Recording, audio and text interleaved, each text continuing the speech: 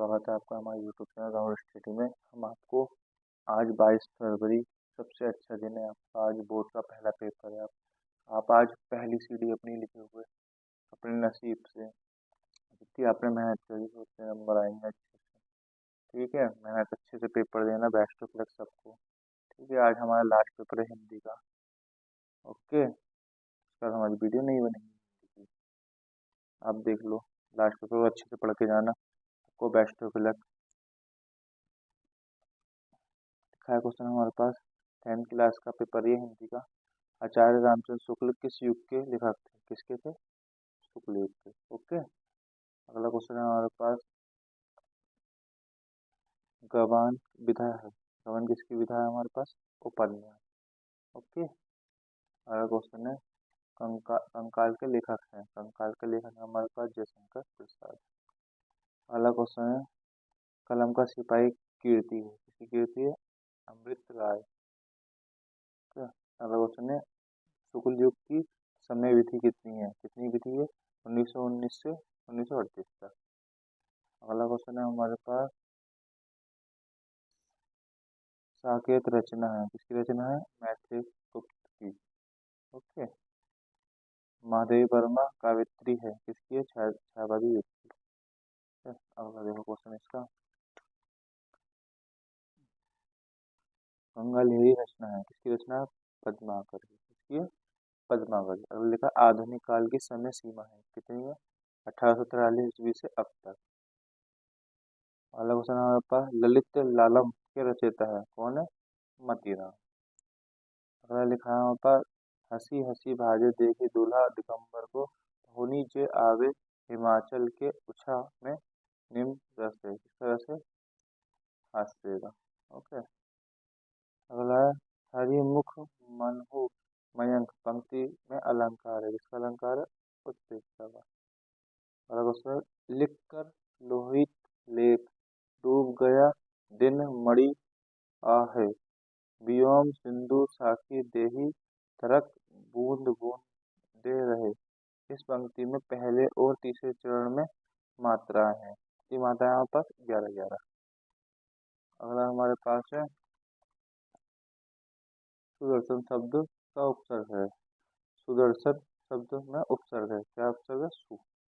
Okay, अगला लिखा है अगला हमारे पास भावानी शंकर में समास है। क्या समास है? द्वंद्व समास। ओके,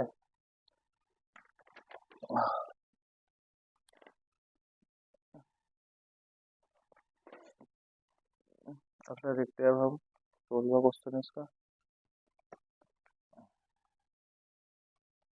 सुहागा शब्द का तत्सम रूप है। सुहाग शब्द का तत्सम क्या है? सुभागे। रस यु समाधि रूप है।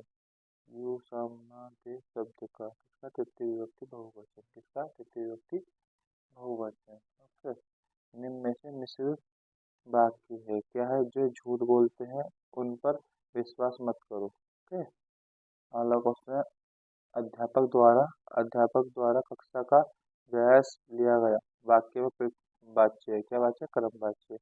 अगर लिखा है मन की कोमलता असर चोट रख जाती है। मैं पद परिचय है। ठीक है, क्या पद परिचय? भाववाचक संज्ञा स्त्रीलिंग एक वचन कर्म कारक। अगला हमारे पास अब पैसेज चालू हो गए हमारे। निम्न में से किसी एक गद्यांश पर आधारित प्रश्नों के उत्तर दीजिए। विश्वामित्र से बड़ी कक्षा रहती है। जिसे ऐसा मित्र मिल जाए उसे समझना चाहिए कि खजाना मिल गया।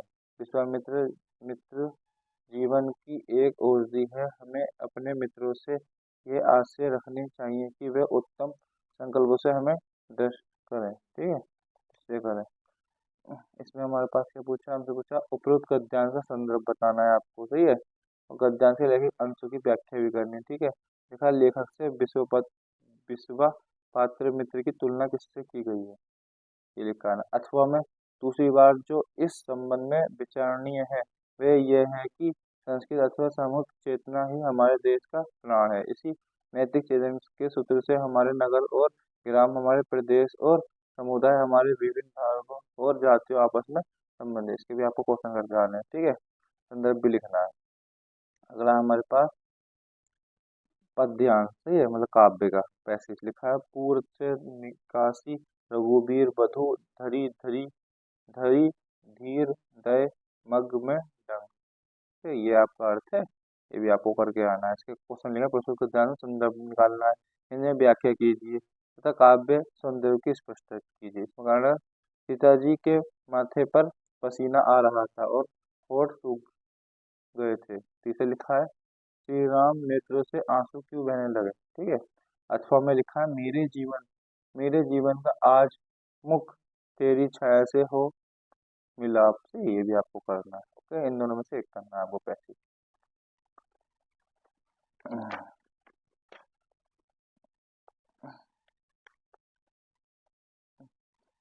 अगला देखते हैं हम।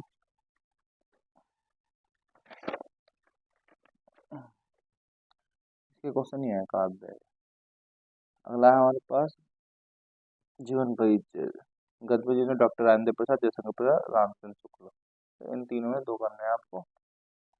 पेपर में तो एक ही करना है, तो दो याद कर लेना, एक बार देख लेना। निम्न कवियों में किस कवि का जीवन परिचय देते हुए उनकी रचना की गई। सूरदास, सुंदरलाल, बिहारी लाल।